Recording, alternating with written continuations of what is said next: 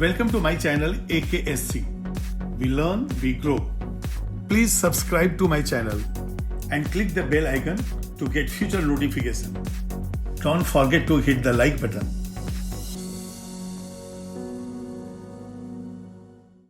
Hello everyone. इस video में मैं आपको एक्सप्लेन करने वाला हूं extraction of copper from non sulphide ore. जैसे कि आपने देखा है कि एक जो प्रोसेस था ऑटो रिडक्शन प्रोसेस जो बेसमेल कन्वर्टर में हो रहा था, स्मेल्टिंग हो रहा था ब्लास्ट फर्नेस में, वहां पे हमने लिया था कॉपर पायराइट। और हाइड्रोमेटलर्जिकल प्रोसेस में उस सल्फाइड को लिया था Cu2s को, जिसके अंदर परसेंटेज कार्बन उस मिनरल के अंदर बहुत ही कम होता है। अब हमारे पास ऐसे भी ओर्स है जिसमें सल्फर नहीं है, जो सल्फाइड नहीं है, तो ये जो है प्रोसेस वो है फॉर नॉन सल्फाइड ओर्स।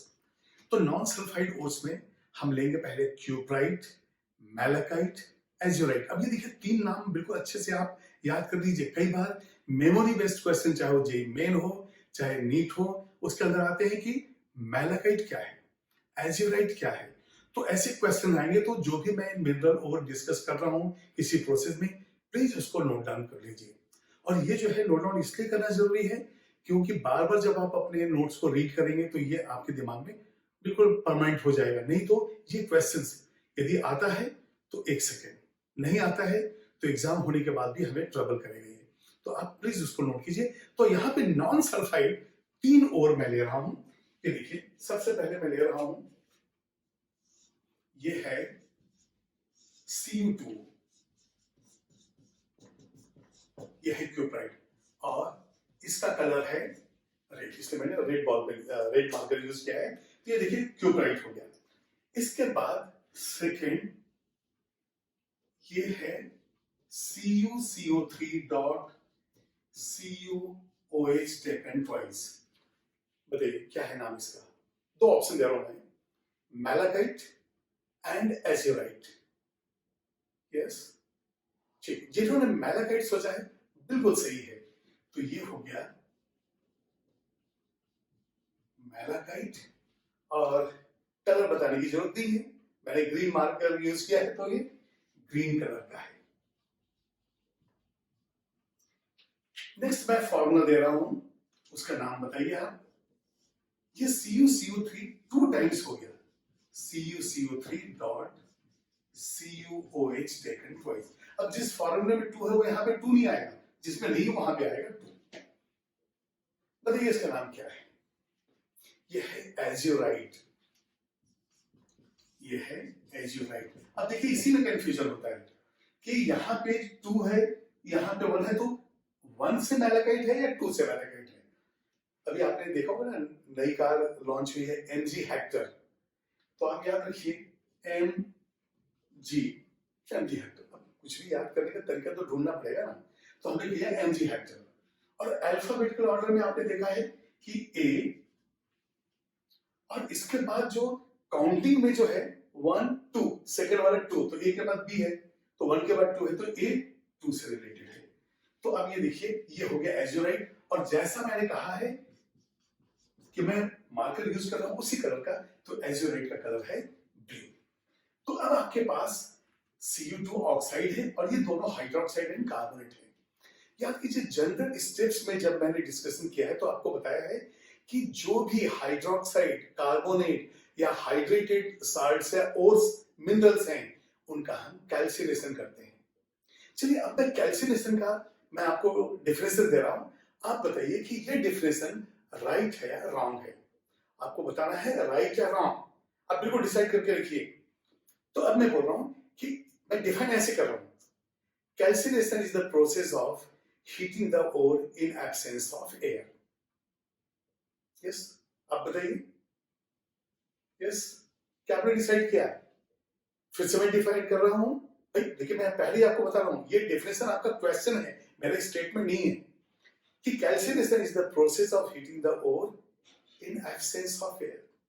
तो बहुत लोग सोच रहे होंगे बिल्कुल सही है, क्योंकि एब्सेंस ऑफ एयर जो है कैल्सिनेशन होता है और प्रेजेंस ऑफ एयर रोस्टिंग होता है। PQR, जैसा मैंने आपको क्लास में भी बताया, मैंने PQR, P for presence, R for roasting, ABC, A for absence, C for calcination. लेकिन माय डियर स्टूडेंट्स, ये स्टेटमेंट गलत है। क्योंकि एक कंडीशन मैंने इसमें नहीं बोली है, वो कंडीशन है बिलो इट्स मेल्टिंग पॉइंट। तो अब मैं डिफाइन कर रहा हूं जो सही स्टेटमेंट है, calcination is the process of heating the ore और mineral in limited supply of air और in absence of air below its melting point. तो ये जो बिलो इट्स मेल्टिंग पॉइंट था, ये मैंने नहीं कहा था। और ये लिमिटेड सप्लाई क्यों है? एक बार हम कह रहे हैं एब्सेंस भी है और लिमिटेड सप्लाई। देखिए, जिस फर्नेस के अंदर कोई फ्यूल जल रहा है तो उसके लिए तो ऑक्सीजन चाहिए ना, इसलिए लिमिटेड सप्लाई जो है ऑक्सीजन का या एयर का उस फर्नेस में फ्यूल को जलने के लिए है, ना कि प्रोसेस में इन्वॉल्व होने के लिए। तो यहाँ पे इन ओर्स मिनरल्स का हम क्या करते हैं, पहले क्रशिंग करेंगे, ग्राइंडिंग करेंगे, ग्रेविटी सेपरेशन से इसको हम कंसंट्रेट करने की कोशिश करेंगे और ग्रेविटी सेपरेशन से कंसंट्रेशन के बाद इसको हम रिवर्बरेटरी फर्नेस में डालेंगे जहां पे कैल्सिनेशन होगा। अब कैल्सिनेशन होगा तो देखिए हाइड्रोक्साइड भी चेंज होगा, कार्बोनेट भी चेंज होगा और दोनों ही केसेस में हमें ऑक्साइड मिलेगा। तो इन ओर्स का कन्वर्सन हम करेंगे ऑक्साइड में और उस ऑक्साइड को या तो हम कार्बन रिडक्शन से या तो फिर लीचिंग प्रोसेस से हम कॉपर को ऑब्टेन करेंगे। तो यहाँ पे थोड़ा सा फ्लो मैं बनाऊंगा। यहाँ पे ये देखिए ओर्स है, अब हम क्या फॉलो कर रहे हैं, यहाँ पे क्रशिंग कर दी हमने, इसके बाद जो है ग्रेविटी सेपरेशन कर दिया, हाइड्रोमैट मतलब ये हाइड्रोलिक वॉशिंग वगैरह हमने कर दिया। यहां से जो भी ओर मिला कंसंट्रेटेड ओर, मैं यहां लिखूंगा कंसंट्रेटेड ओर, और इस कंसंट्रेटेड ओर में जब हम रिवर्बरेटरी फर्नेस में डालेंगे और कैल्सिनेशन करेंगे तो ये कन्वर्ट किस में हो जाएगा, ऑक्साइड। तो कंसंट्रेटेड ओर, और इसका हम यहां पे करेंगे कैल्सिनेशन, और ये कैल्सिनेशन किस में होता है, ये रिवर्बरेटरी फर्नेस में होता है। ये हो गया रिवर्बरेटरी फर्नेस। अब देखिए रिवर्बरेटरी फर्नेस के डायग्राम को ड्रॉ करने की जरूरत नहीं क्योंकि पहले भी हम देख चुके हैं। तो यहाँ पे ओर से कन्वर्सन कंसंट्रेटेड ओर का किस पे हमने कैल्सिनेशन के बाद किया, ऑक्साइड। तो अब ये जो है कन्वर्ट हो गया ऑक्साइड में। अभी बताइए यदि ऑक्साइड में कन्वर्ट हो गया तो अब हमारे पास दो ऑप्शंस है, फिर से हम वही रिवर्बरेटरी फर्नेस यूज करें, एक रिवर्बरेटरी फर्नेस जिसमें हम कोक से इसको रिड्यूस कर देंगे। तो यहां पे ऑक्साइड से फिर यहां मैं लिखूंगा रिडक्शन बाय कोक और यहां पे बाय लीचिंग। तो या तो ऑक्साइड को आप कोक से रिड्यूस कर दीजिए या तो फिर इसको लीचिंग कर दीजिए। और लीचिंग जो है यहां पे हम H2SO4 से लेते हैं, ये देखिए लीचिंग H2SO4। अब ये दोनों जगह से हमें मिलेगा कॉपर। जब ये कॉपर मिल जाएगा तो फिर से इसको मेल्ट करेंगे और रिफाइनिंग कर लेंगे। अब ये तो हो गया फ्लो शीट मैंने दिया कि चलिए ओर से कैसे हम करते हैं, इसका फिर रिएक्शन भी लिखेंगे। तो पहले आप इसको नोट कीजिए। देखिए हमने ये ओर्स लिए हैं, उनको क्रशिंग ग्राइंडिंग कर दिया, और जो कंसंट्रेटेड ओर है उसको रिवर्बरेटरी फर्नेस में, ये देखिए यहाँ पे ये हमारे पास रिवर्बरेटरी फर्नेस है और रिवर्बरेटरी फर्नेस में हमें मिल गया ऑक्साइड फॉर्म में वो मेटल, और इसका रिडक्शन बाय कोक या तो फिर लीचिंग प्रोसेस फॉलो करेंगे और फाइनली हमें मिलेगा कॉपर। इसको नोट कीजिए, उसके बाद फिर मैं आपको रिएक्शन देता हूं। अब देखिए ओर से हमने कन्वर्सन किस पे किया है, ऑक्साइड के अंदर। तो यदि आपने क्यूब्राइट लिया है तो कोई कैल्सिनेशन की जरूरत नहीं है। यहाँ पे यदि कंसंट्रेटेड ओर की हम बात करें और हाइड्रोक्साइड कार्बोनेट के कॉम्बिनेशन में कौन सा है, मैलेकाइट एंड एज़ुराइट, तो इनके कैल्सिनेशन से हमें ऑक्साइड मिलेगा। तो यहां पे मैं पहले लिख देता हूं कैल्सिनेशन। अब कैल्सिनेशन में देखिए हमारे पास CuCO3 dot CuOH taken twice, बताइए इसका नाम क्या है, ये है मैलाकाइट। अब जब इसको हम हीट करेंगे, ये देखिए कैल्सिनेशन है, तो कैल्सिनेशन में जो है ये CuO ऑक्साइड में कन्वर्ट हो गया, कार्बोनेट भी ऑक्साइड में कन्वर्ट हुआ और हाइड्रोक्साइड भी ऑक्साइड में कन्वर्ट हुआ। तो हमारे पास ये 2 टाइम्स CuO, एक यहां से एक यहां से मिला। इसके बाद H2O प्लस CO2। तो यहां से देखिए H2O प्लस CO2 इस तरह से जो है। अब ऑक्सीजन देखिए आपको 2 और 3 5 है, यहाँ पे बैलेंस, ये बैलेंस हो गया। अब यदि मान लीजिए मैलाकाइट की जगह मैं एज़ुराइट लेता, तो यहां पे देखिए 2 times CuCO3 CuO is taken twice, ये लेना पड़ता, और यहां से हमें मिलता, ये देखिए 2 और 1, तो यहाँ पे 3 CuO प्लस H2O, और यहां से CO2 2 टाइम्स हो जाएगा 2 CO2, यहां से 2 CO2। ठीक है, तो यहां पे देखिए total balance, yes oxygen balance है, हमने देख लिया। अब चाहे वो मैलाकाइट हो चाहे ये एज़ुराइट हो, दोनों से हमें CuO मिल गया। अब इस CuO को क्या करेंगे, या तो कार्बन रिडक्शन यूज करेंगे या तो फिर लीचिंग विद H2SO4 करेंगे। तो अब नेक्स्ट जो है यहां पे हम देखते हैं, जो CuSO4 बनेगा H2SO4 से रिएक्ट करने के बाद वहां पे मेटल डिस्प्लेसमेंट हम यूज कर लेंगे, और यदि मान लीजिए यहाँ पे कार्बन रिडक्शन यूज कर रहे हैं तो फिर से हम रिवर्बरेटिव फर्नेस का यूज करेंगे, और यहाँ पे देखिए ये CuO है, तो बाय कार्बन रिडक्शन, तो ये कार्बन रिडक्शन से CuO प्लस C से हमें मिलेगा Cu प्लस C। ये बिल्कुल क्लियर है जो भी ऑप्शन, अब वो चाहे CuO हो फ्रॉम हियर या Cu2O हो क्यूप्राइट का, हमें कार्बन रिडक्शन से कॉपर मिल जाएगा। और यदि मान लीजिए हमें लीचिंग करना है, लीचिंग बाय H2SO4, याद कीजिए लीचिंग के ऊपर एक मैंने सेपरेट ही वीडियो दिया है जिसके अंदर हमने बताया है कि लीचिंग का मतलब one type of chemical filtration होता है। तो अब ये बताइए हमारे पास CuO है, अब यहां पे यदि H2SO4 हम लेते हैं, अब ये डाइल्यूट होना चाहिए, तो यहां से बनेगा CuSO4 प्लस H2O। और जैसा मैंने आपको बताया कि स्क्रैप ऑफ आयरन यदि डाल दें तो iron is more reactive than copper, तो ये कॉपर को डिस्प्लेस कर देगा। तो यहां मैं ऐड करूंगा आयरन को, और यहां से बन गया FeSO4 प्लस कॉपर। अब इस कॉपर का हम रिफाइनिंग कर लेंगे, इलेक्ट्रोलाइटिक रिफाइनिंग करके प्योर कॉपर प्रोड्यूस कर लेंगे। तो ये बिल्कुल क्लियर है आपको, हमने क्या किया है कि ओर को कंसंट्रेट कर दिया, डेरिवेटिव सेपरेशन कर दिया, और उसके कैल्सिनेशन से हमें ऑक्साइड मिला, और यदि आपने क्यूप्राइट लिया है तो ऑलरेडी वो Cu2O है। और इसके बाद हमारे पास 2 रास्ते हैं, या तो आप कार्बन रिडक्शन से कॉपर को प्रोड्यूस कीजिए, या तो फिर कॉपर ऑक्साइड का लीचिंग कीजिए H2SO4 से, जहां कॉपर सल्फेट मिलेगा। और यदि कॉपर सल्फेट आ गया तो मेटल डिस्प्लेसमेंट टेक्निक, आयरन जो है मोर रिएक्टिव है, तो वो कॉपर सल्फेट को डिस्प्लेस करेगा और हमें मिलेगा कॉपर। तो यहां से हम इसको लेंगे इलेक्ट्रोलिटिक रिफाइनिंग, और हमें मिल गया प्योर कॉपर। ठीक है, बस इसको नोट कीजिए आप।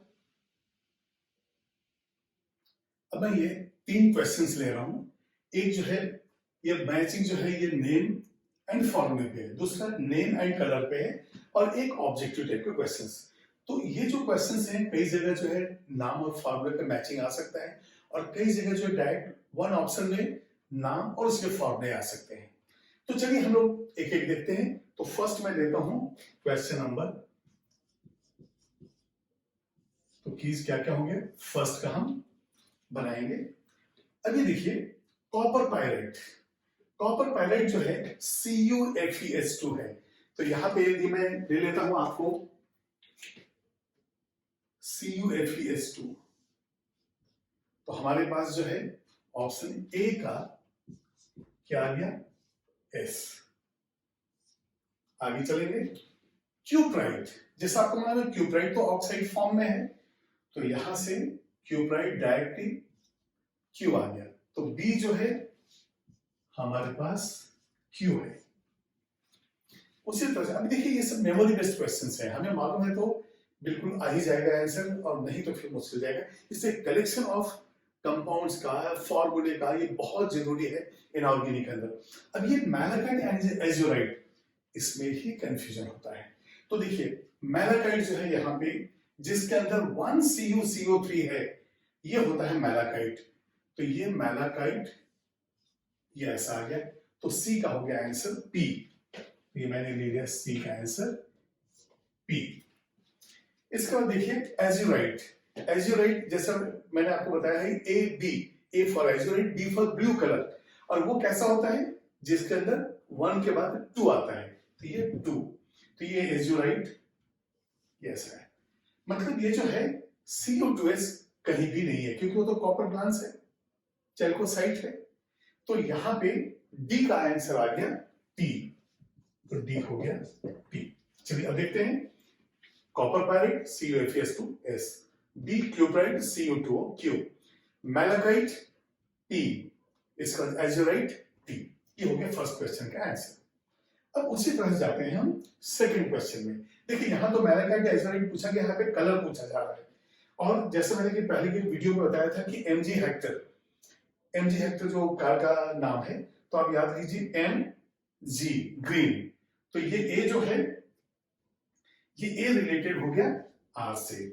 तो यहां पे सेकंड क्वेश्चन में हम लेंगे ए का आर, malachite green, azurite A B, azurite B. तो ये हो गया ब्लू। इसके बाद एज्यूराइट के लिए हमें जाना पड़ेगा टी पे। तो बी का हो गया टी। सी जो है क्यूप्राइट। अब देखिए क्यूप्राइट Cu2O है ये, और ये होता है रेड कलर का। तो क्यूप्राइट के लिए रेड, ये हो गया क्यू। तो आ गया सी का क्यू। तो सिर्फ ऐसा देखिए कॉपर टू ऑक्साइड, ये जो CuO है ये Cu होता है ब्लैक कलर का। तो यहां पे ब्लैक कलर के लिए हमें जाना पड़ेगा पी पे। तो कॉपर टू ऑक्साइड देखिए Q+, ये तो Cu2O था, ये क्या है CuO, और ये होता है ब्लैक कलर का। तो डी के लिए हमारा हो गया पी। तो डी के लिए पी। तो यहां जो ऑप्शन दिए थे इसमें आर किसी का नहीं आया और यहां पे ऑरेंज किसी का नहीं आया। तो ये दो मैचिंग का आंसर हो गया। अब यहाँ पे देखिए जेई एडवांस 2014 में भी क्वेश्चन, अब जेई मेन में कई तरह के क्वेश्चंस बने हैं जिसमें नाम पूछा गया है। अब जैसे एज्यूराइट है तो एज्यूराइट के साथ सेलेराइट, क्यूप्राइट, ऐसे कुछ भी और कॉम्बिनेशन दिया जा सकता है। उसी तरह से अब ये देखिए upon heating with the Cu2s the reagent that gives copper metal. अब ये देखिए हमारे पास Cu2s तो है, तो अब ये थर्ड में क्या होगा, हम Cu2s रखेंगे। और ये जो है जेई एडवांस का है और इसमें मोर देन 1 करेक्ट आंसर है, इसलिए मैंने स्टार मार्क लगा दिया। मैंने जैसा बताया कि जहां भी मोर देन 1 करेक्ट आंसर होगा मैं स्टार मार्क लाके आपको रिमाइंड करूंगा। अब ये देखिए Cu2s, तो देखिए CuFeS2 इसका कोई रिएक्शन नहीं है क्योंकि यदि डायरेक्ट रिएक्ट होता तो इतना प्रोसेस हम क्यों फॉलो करते। इसके बाद है CuO। तो देखते हैं CuO के साथ क्या होता है। यदि हम CuO ले लें और ये 2 टाइम्स CuO, तो देखिए कॉपर 2 and 2 4 हो जाएगा और इसके साथ बन जाएगा SO2। इसका मतलब ये जो 4 कॉपर है और इसके साथ SO2 ऐसे लगे तो कॉपर तो हमें मिल गया, इसका मतलब B से मिल जाएगा। और यहाँ पे आंसर 1 से ज्यादा है। अब Cu2O के साथ देखते हैं क्या होगा। तो यहां से फिर से हम लेते हैं Cu2s एंड प्लस Cu2O है, तो इसको ये हो जाएगा Cu2O। तो यहां पे देखिए आपको 6 कॉपर मिल जाएगा और इसके साथ हो जाएगा SO2। तो यहां भी कॉपर मिला, ये भी आपका आंसर है। अब इस पर हम देखते हैं कॉपर सल्फेट के साथ यदि कॉपर मिला तो ठीक है, नहीं तो आंसर कैंसिल करेंगे। अभी फिलहाल तो B एंड C हमारे पास करेक्ट है। अब ये देखिए Cu2s प्लस, अब यदि हम जाते हैं CuSO4 में, अब आप ये देखिए ये सल्फर 1 और ये सल्फर 2 सल्फर है। यदि हम 2 सल्फर डाइऑक्साइड बना दें तो सल्फर भी बैलेंस हो गया, ऑक्सीजन भी बैलेंस हो गया, तो बचा क्या, 3 कॉपर बचा। तो अब हम यहां पे लिख देंगे 3 कॉपर। इसका मतलब हो गया कि इससे भी हमें कॉपर मिलेगा। तो आपके आंसर थर्ड के कौन कौन से हो गए, B C D। ये हो जाएगा B C D इस तरह से। तो ये मैचिंग का आंसर आ चुका दोनों का, और ये हो गया B C D 3 आंसर जो क्वेश्चन नंबर 3 का है। ठीक है, तो जो हमने अभी प्रोसेस देखा था उससे मिलते जुलते क्वेश्चंस ये ऐसे हैं, आप इसको नोट कर लीजिए।